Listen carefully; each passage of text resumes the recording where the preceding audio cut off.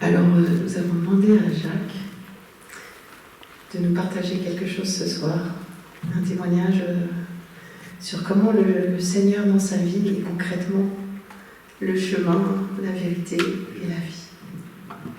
Merci. J'ai combien de temps? 1 heure, 1 heure et demie? Dès que je vois les paupières qui tombent, Faut arrêter.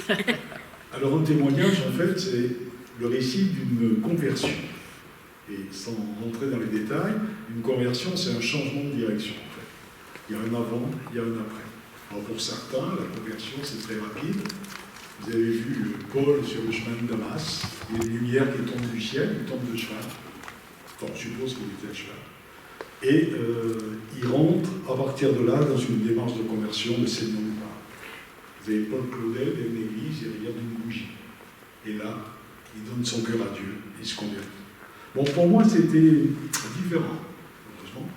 Beaucoup plus lent, je dirais beaucoup plus calme, mais avec quand même beaucoup de batailles. Il y a l'intellect qui luttait contre Dieu. J'avais du mal à admettre que... On a chanté tout à l'heure, car Dieu a tant aimé le monde qu'il a donné son Fils unique, afin que quiconque croit en lui ne périsse pas, mais qu'il ait la vie éternelle. Et ça, franchement, j'ai eu du mal à admettre que ce soit aussi simple que ça. Enfant, j'ai été élevé donc, par des parents chrétiens, de la religion catholique, et je dois dire j'ai eu cette chance de toujours avoir eu conscience que Dieu existe. Jamais, à un moment de mon enfance, j'ai douté de la présence de Dieu. Mais, alors je le voyais à travers la nature, à travers l'examen de la nature, les fourmis, les papillons, toutes ces choses, le ciel. Je ne doutais pas que Dieu existait. Mais le Dieu qu'on me présentait, le Dieu que je croyais qu'il était, c'était un Dieu un peu lointain, là-haut dans le ciel, très loin. Un Dieu aussi un peu dur, parce qu'on m'avait dit que pour avoir la vie éternelle, il fallait suivre ses commandements, faire des bonnes œuvres, ne pas pécher. Alors moi, c'était difficile. J'ai eu, comme tout le monde, une adolescence d'adolescent. Et donc, ma vie était loin d'être parfaite. Et la question que je me posais, c'était, mais où j'en suis de mon compteur? Parce que pour moi, le salut, c'était, vous avez un compteur, d'un côté, il y a les bonnes actions, de l'autre côté, il y a les mauvaises, et comme sur les plateaux d'une balance, ça va forcément pencher d'un côté ou l'autre. L'équilibre n'existe pas. Et je me disais, mais où j'en suis de ce compteur? Si demain je meurs, est-ce que je vais au ciel ou pas? Et franchement, c'était une des craintes que j'avais. Et c'était une souffrance en même temps. Et j'ai cheminé comme ça, donc pendant ma vie d'adolescent, ma vie d'étudiant, au début de notre vie de couple. Donc bien sûr, je priais le Seigneur. À l'époque, je rentrais dans toutes les églises. Je pensais que pour trouver Dieu, il fallait rentrer dans les églises. Alors comme je voyageais beaucoup, au début de ma vie professionnelle, j'ai visité beaucoup d'églises. Voilà. Je rentrais dans les églises, je priais. Et puis, un jour, nous étions à Bordeaux, j'étais jeune ingénieur d'une société, et la société dans laquelle je travaillais embauchait un nouvel ingénieur pour conforter l'équipe. Et cet ingénieur et son épouse devaient arriver un vendredi après-midi, je me souviens très bien. Et puis le vendredi soir, le vendredi dans l'après-midi, ils nous informent qu'ils avaient eu un problème d'horaire avec le train et qu'ils ne seraient là que lundi matin, mais qu'ils passeraient le week-end à Bordeaux pour sentir la ville, voir un peu comment c'était. Bon. Et puis le samedi matin, on s'apprêtait à partir à la plage avec Josette. Et là, donc, coup de fil du gardien de l'usine qui me dit le candidat que vous attendiez hier est ici à la porte et désire vous voir. Bon, je n'étais pas très content parce qu'on s'apprêtait à partir. Et je lui dis, mais attendez, moi j'ai rien à faire avec lui tout de suite, c'est pas moi qui décide, c'est pour moi qui vais décider de l'embaucher. Il me dit, mais il insiste, il faudrait vous voir au moins 5 minutes. Bon, je dis, écoutez, 5 minutes, oui, je peux venir 5 minutes. On n'était pas très loin, on n'habitait pas très loin de l'usine. Je descends, je vais le voir. Je me disais, bon, on a un café ensemble, et puis en 5 minutes, c'est plié, et après, je vais à la plage. Et puis, il y avait pas de bistrot autour, c'était une zone industrielle, donc je me sens forcé de lui dire, écoutez, il était avec son épouse, venez à la maison, on prendra un café, et puis on discutera. En fait, il voulait avoir l'avis de quelqu'un de l'usine avant de s'engager. Il se trouvait qu'on allait travailler dans la même équipe.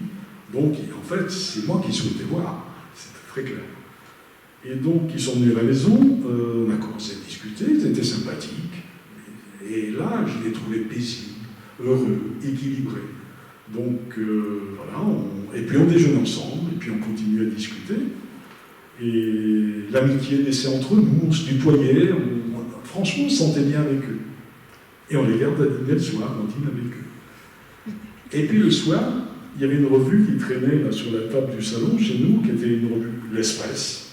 Et je me souviens très bien de cette revue, c'était une double page. À gauche, il y avait un article disant, racontant, l'expérience de Parisiens qui avaient vu une soucoupe volante, et certains avaient cru voir des extraterrestres dans certains bois près de Paris. Alors, je ne vous l'ai pas dit au début, mais à l'époque, j'aimais beaucoup les ovnis, les extraterrestres, des choses comme ça. Et enfant, quand je regardais le ciel, je me demandais si là-haut, dans les étoiles, il y avait d'autres civilisations, d'autres choses comme ça. Donc c'est de ça que je voulais leur parler, puisqu'ils venaient de la région parisienne. Et sur la page de droite, il y avait un autre article qui s'intitulait « Il parle en notre langue ». Alors ça racontait la visite à Rome d'un groupe de catholiques charismatiques, on verra plus tard ce que veut dire ce mot, qui avait été reçu donc, par le pape Paul VI, et l'article décrivait donc la réception de ce monde par le pape, et qu'est-ce que c'était que ce mouvement charismatique qui était né aux États-Unis, donc dans un campus, en 1967, et les gens qui pratiquaient, je dirais, cette nouvelle forme de spiritualité, reproduisaient dans leur vie courante tous les dons que l'on voit dans les actes des apôtres. Ils parlaient des langues nouvelles, comme les apôtres ont reçu le baptême dans l'Esprit Saint, ils voyaient des guérisons miraculeuses, ils étaient habités par le Saint-Esprit, ils vivaient avec le Saint-Esprit toute la journée. Et là, franchement, pour moi, c'était encore plus étrange que les extraterrestres et les ovnis.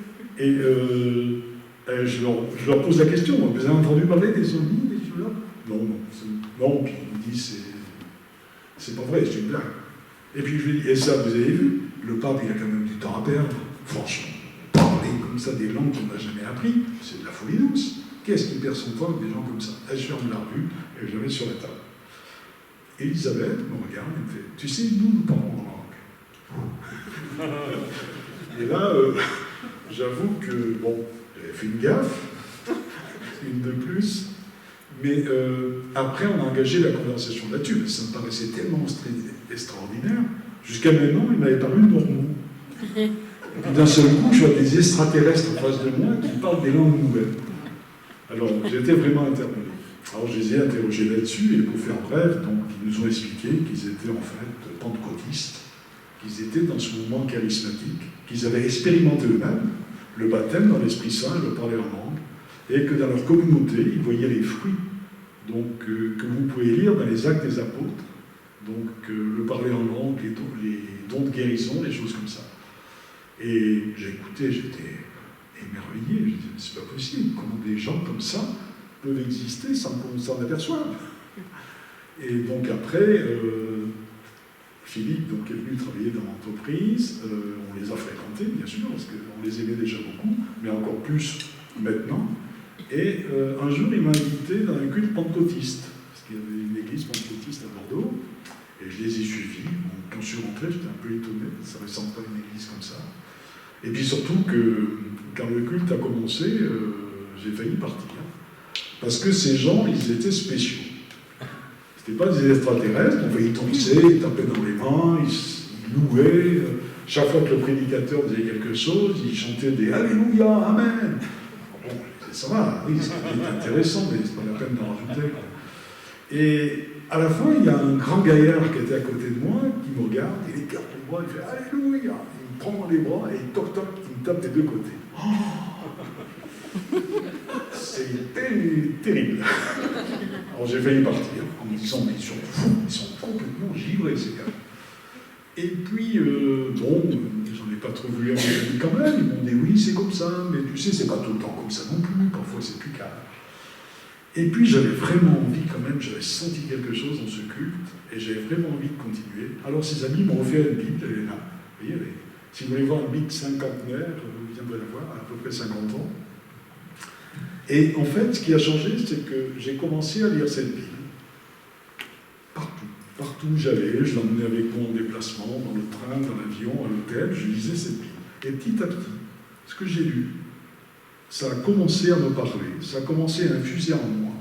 Et progressivement, mais ça a pris du temps, je ne vais pas vous dire combien de temps, parce que c'était un processus long, il y avait chaque fois un conflit entre ce que je lisais dans la Bible et ce que, je dirais, mon esprit, ma volonté propre, ne voulait pas admettre.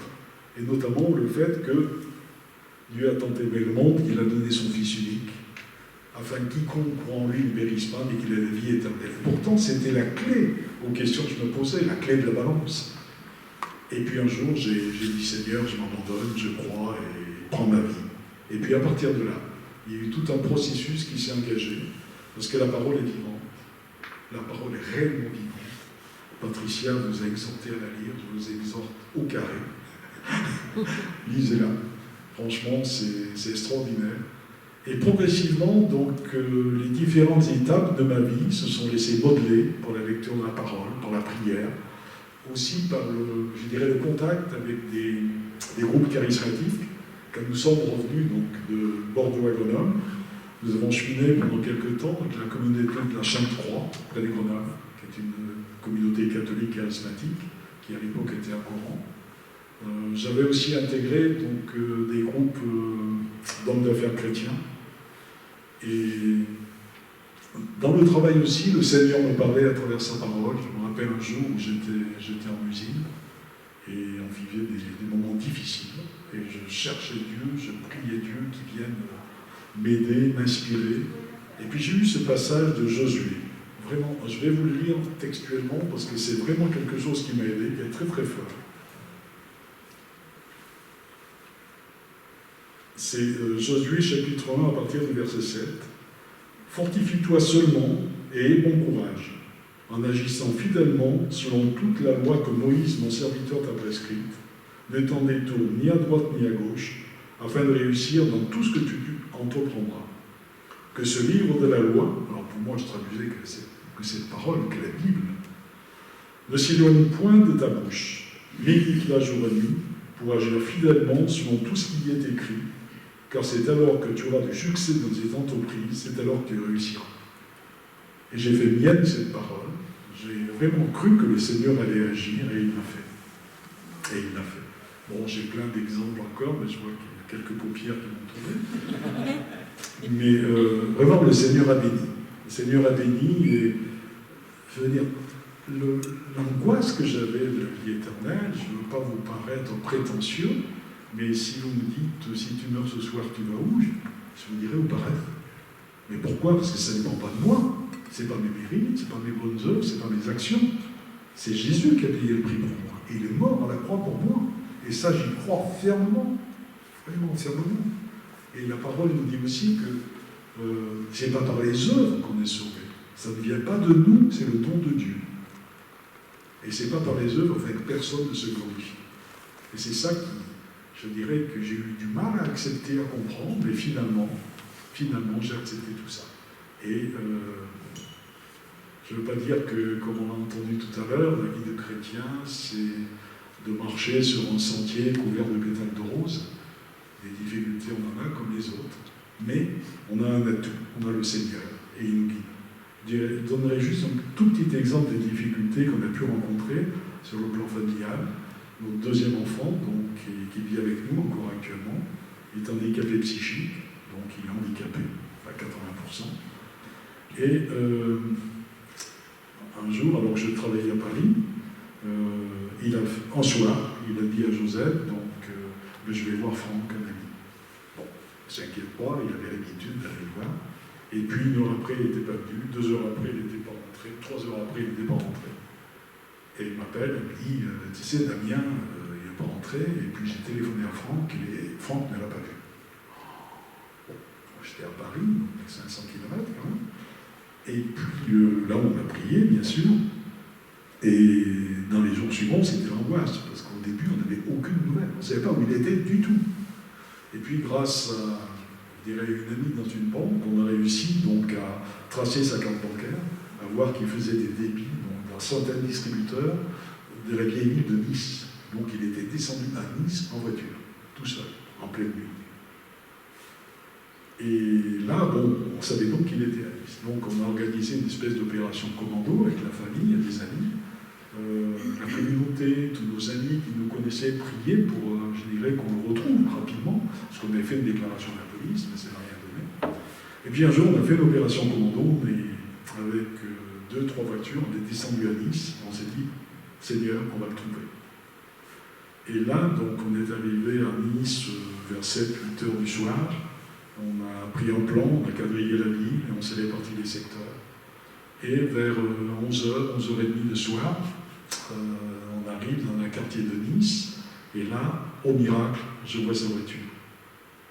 Il avait une 106 rouge, je vois sa voiture, et le pneu arrière gauche était à plat. Je vais voir dans la voiture, il n'y était pas, c'était un bric-bac immonde. Il y avait le duvet où il dormait, il y avait plein de choses à jeter.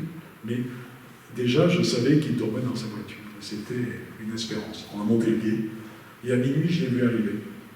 Et là,